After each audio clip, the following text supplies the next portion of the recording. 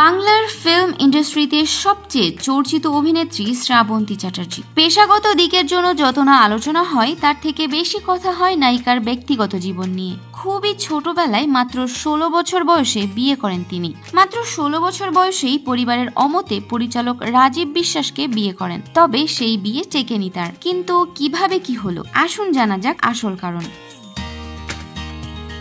শ্রাবন্তী অভিনয় জগতে পদার্পণ করেন 1997 সালে। প্রসেনজিৎ ও ঋতুপর্ণার মায়ার বাঁধন ছবিতে প্রসেনজিতের মেয়ের ভূমিকায় শিশু শিল্পী হিসেবে অভিনয় করেন শ্রাবন্তী। এরপর ধীরে ধীরে রোয়াব বাড়তে থাকে তার। 2003 সালের মধ্যে ইন্ডাস্ট্রিতে নিজের আলাদা একটা পরিচয় গড়ে তোলেন তিনি।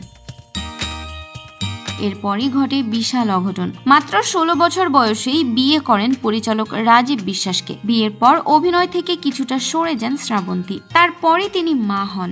কিন্তু এ সময় ধীরে ধীরে দূরত্ব বাড়তে থাকে তাদের মধ্যে। এমনকি অভিনেত্রী দাবি করেন যে রাজীব তার ওপর শারীরিক অত্যাচারও চালিয়েছেন। তারপর বাধ্য হয়ে বিচ্ছেদ ঘটে তাদের মধ্যে।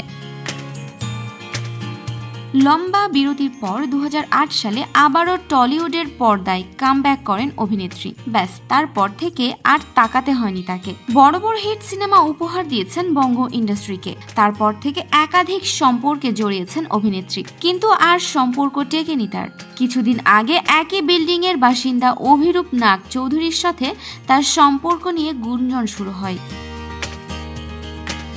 কদিন আগে আবার এও শোনা যায় অভিরূপকে ছেড়ে জিম ট্রেনারের সাথে রোম্যান্স করছেন তিনি। কিন্তু এখন এসব মন দিতে নারাজ তিনি। কাবেরী, অন্তর্ধানের মতো সিনেমায় দুর্দান্ত অভিনয় করে নিজের যোগ্যতা প্রমাণ করেছেন তিনি। এখন সামনের দিকে তাকাতে চাইছেন শ্রাবন্তী। সামনেই তার হাতে রয়েছে দেবী চৌধুরানীর মতো সিনেমা।